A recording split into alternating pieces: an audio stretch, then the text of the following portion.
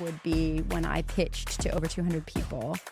It was a huge, it was Airbnb, but for stuff, right? So it was, and Airbnb didn't turn their first dollar until 7 years of operating, and we weren't even really operating.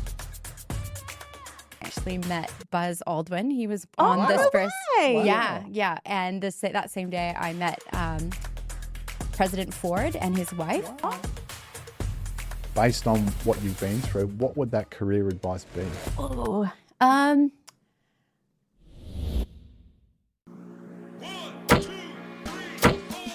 Welcome to The Business Game, a podcast that moves the needle. Hey guys, before we get started today, just a really quick moment to thank one of our sponsors, SmoothX. Their integration platform connects Proposal, Xero, QuickBooks, and more. Trusted by over 1,000 clients globally, and you can be operational in under 30 minutes. Visit smoothx.com to simplify your workflows. And thanks again to SmoothX for sponsoring The Business Game. Hello and welcome to The Business Game, a podcast that moves the needle. Before we get started today, make sure you like and subscribe wherever you're listening. I'm Lisa DeAngelis. I'm Steve Plummer. And today we are having a chat with our very own Kalena Stano, our brand new co-host. How are you going, Kalena? I'm well, thank you. Hey, Hello. Kalena, welcome. Thank you. All right, let's get straight into it. Yes. Hey? So, Kalena, tell us a little bit about your journey and how you got here. Oh, okay. Well, that's very interesting. Yeah. So I was actually, I believe, one of the first people to be interviewed. The first. Yeah. Wow. The first. Yeah. And at the time, it was the tech panel, because at the time I was trying to start a tech company myself. I am not a tech person at all. I had a vision and, I gave it 3 years and it was super exciting. And and then I was taking a break. I had a baby and just decided to let the rest of the year just take it slow and see what surfaced. Then I got a phone call from me? from Lisa. From me. I believe you got many phone calls. Correction. Yeah. It's Almost stalking. it's almost stalking, right? I appreciate that She's a bit like diplomacy. that, right? Yeah. Invited me to come in and potentially be a host. And I thought, that actually sounds really fun, getting to interview people in business, which I love. I'm super passionate about. So I saw it as a really great opportunity, and here I am. Amazing. Yeah. Do you know what? After the very first day that you came in and we had the chat, after I hunted her down, we had decided that we wanted Kalena and we went after Kalena. Yeah. But yeah, after the very first day that you came in and we had our little meet and greet and we're ready to go. And then I came in here and actually saw your photo on the back of the door. Yeah. There's no one else on the back of that door, just Kalena from, the very first guest that the podcast had here. So it's all come full circle. Serendipity, right? Yes. Yeah. The weave of the universe. Absolutely. Yes. Yeah. So, awesome. So, I mean, obviously that's how you got here. You've had this massive turning point in your career as well. You know, the process of you're with Lendy, which was your startup, which is when we interviewed you.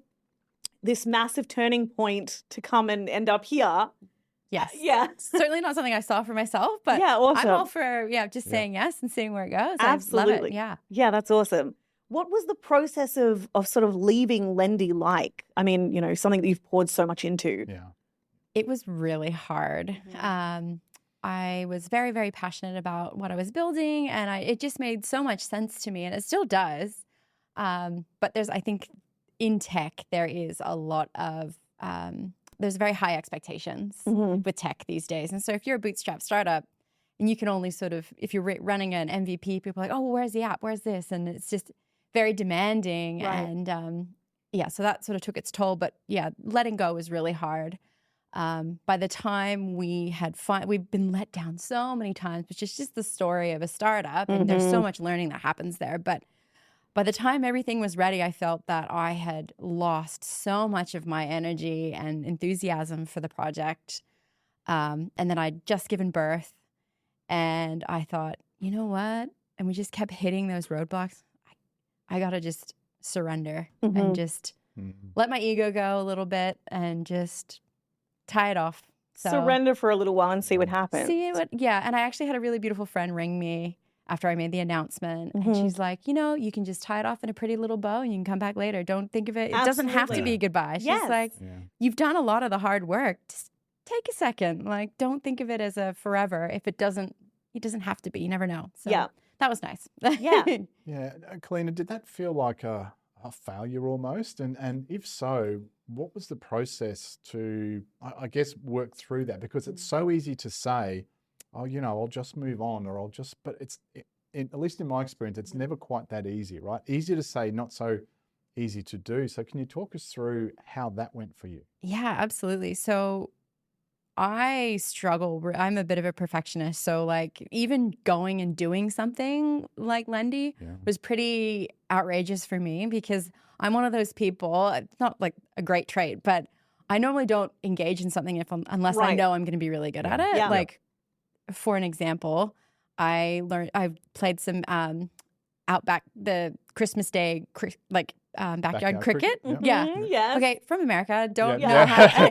We're not judging. But I'm very sporty. I love soccer. I'm very athletic. I love that. I love sport, but I like to be good at sport. Right. And so I was like, can someone give me some ground rules? And they're like, it's just backyard. Like, there's no real rules. And I was like, okay. So I hit it and I throw the bat and started running. And they're like, no. And I was like, anyway, tantrum, the whole thing. I was not. So to go and do something where I'm not tech savvy, that was huge for me. And then, I did feel like a failure when I finished, and there was this huge processing that had to go through. And I was like, you know what?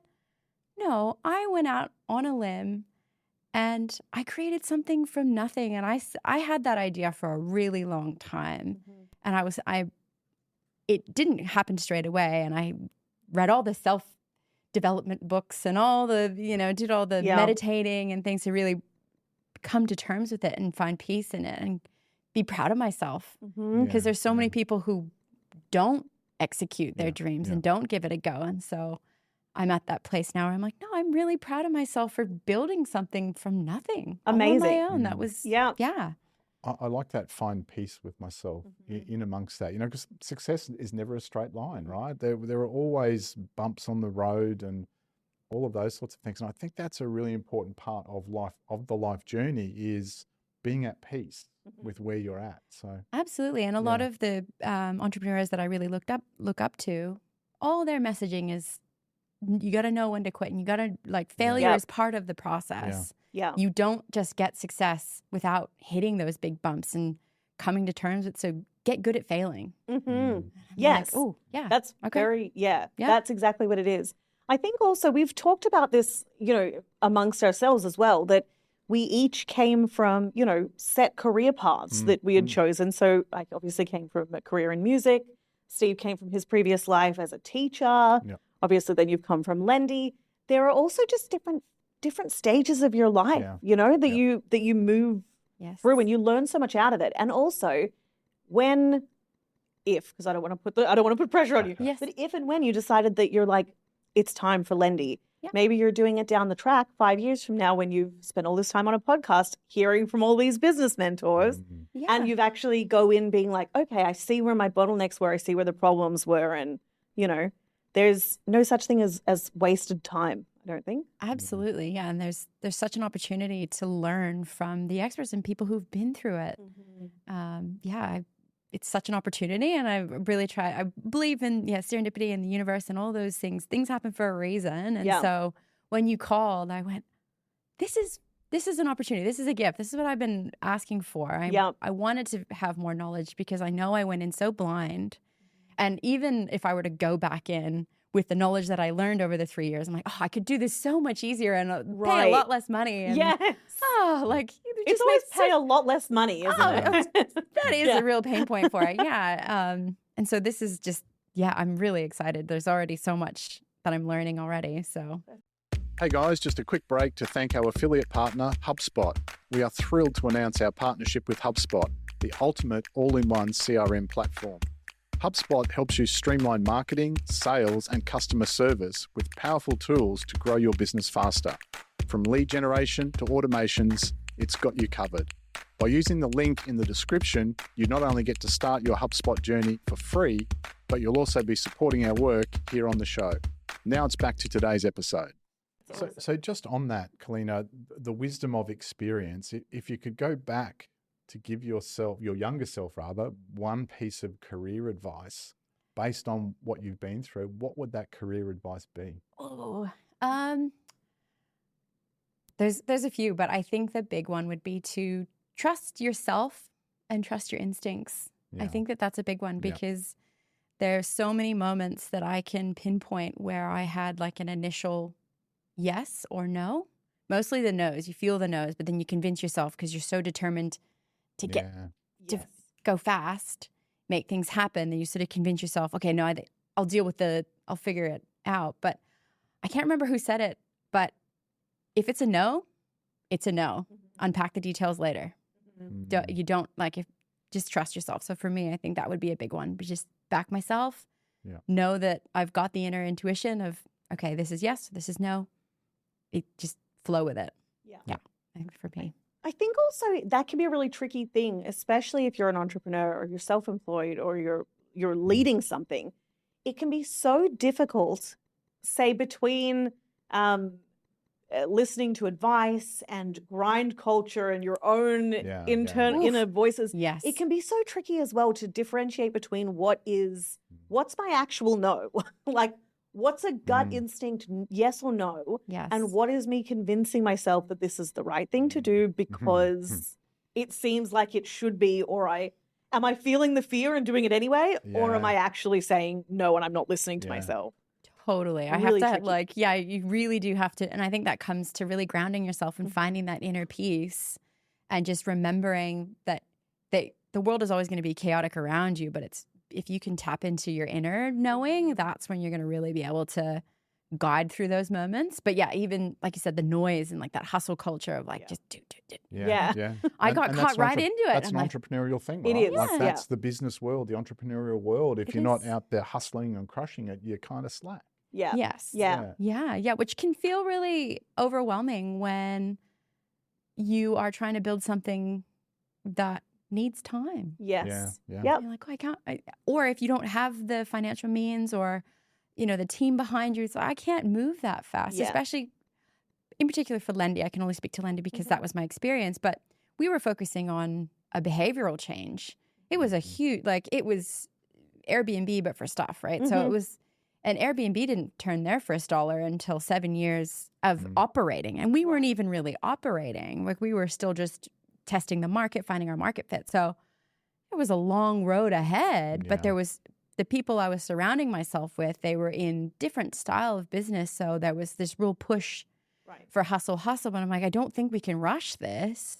But so it's just finding that balance. It's very complicated. Really tricky. It is really tricky. All while my husband was working away and I had my kids and so there was a lot of shuffling. Yes. Yeah. What for you, Kalena, has been your biggest achievement so far? Like when you think about it, what do you think? Wow, I'm really proud of that.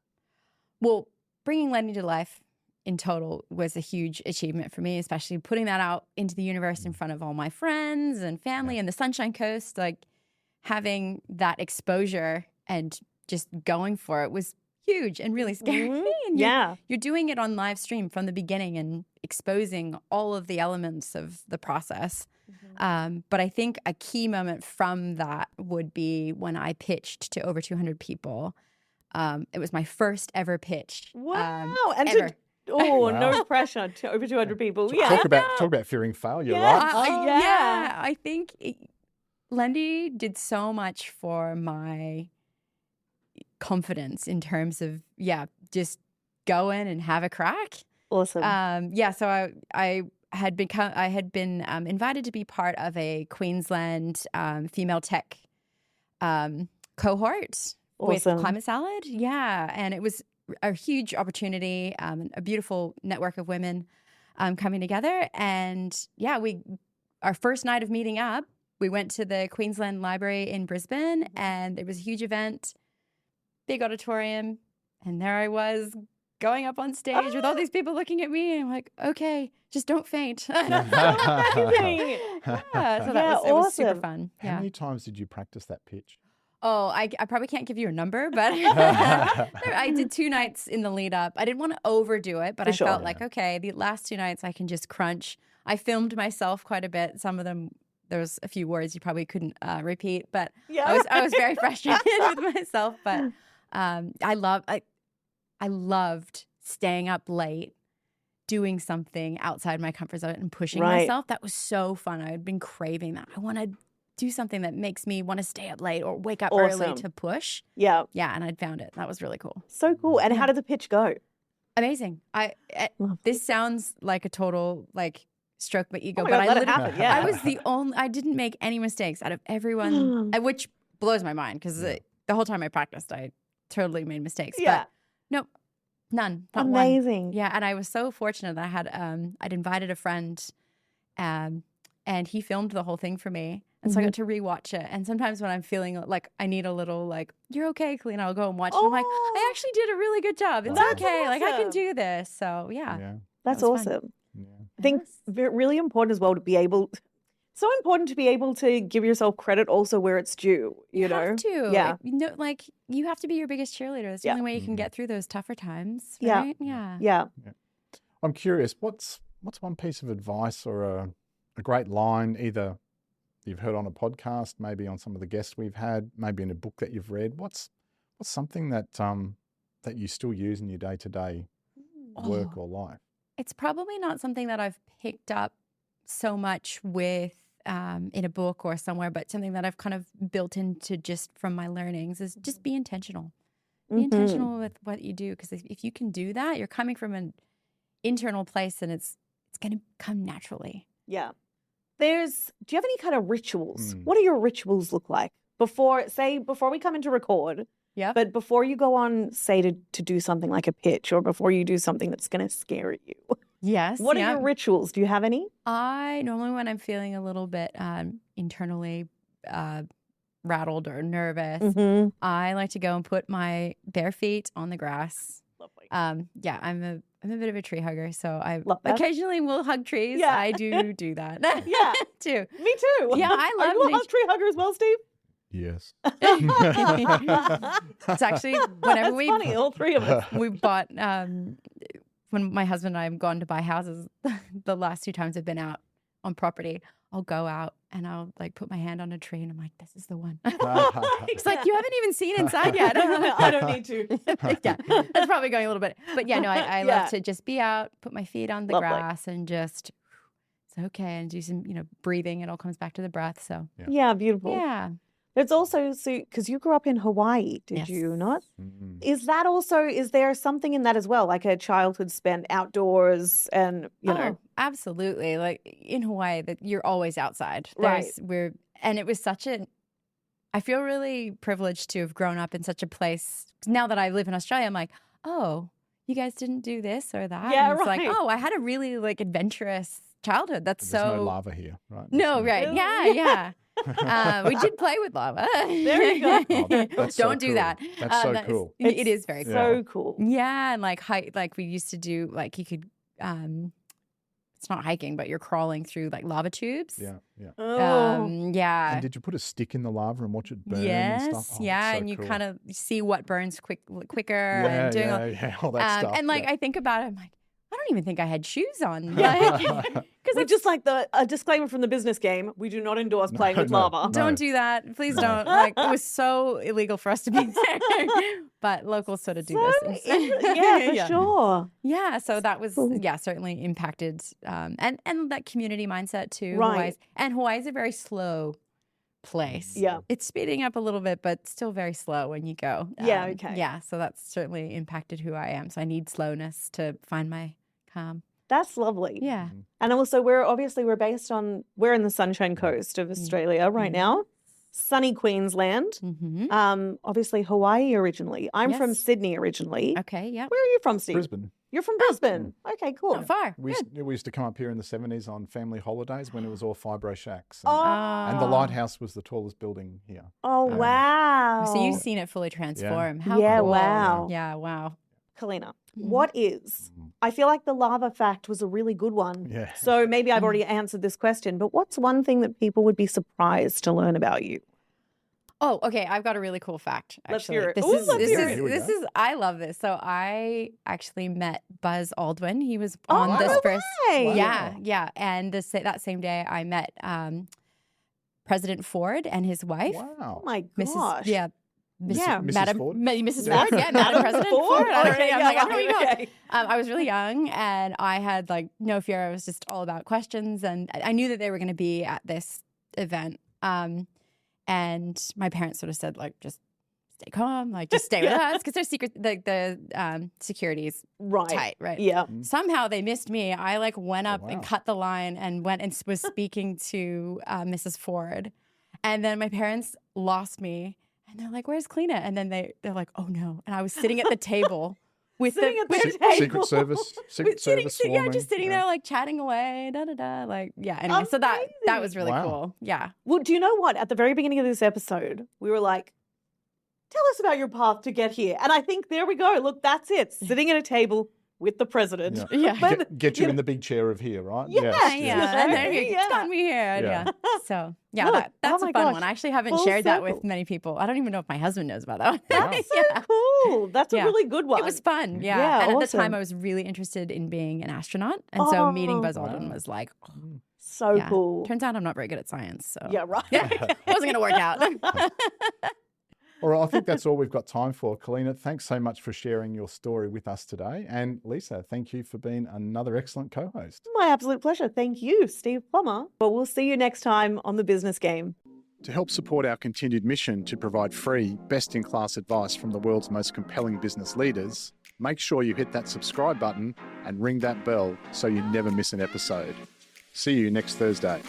Thanks for tuning into The Business Game. If you like what you heard, make sure to subscribe on YouTube and follow us on TikTok, Instagram, Facebook and LinkedIn to stay connected.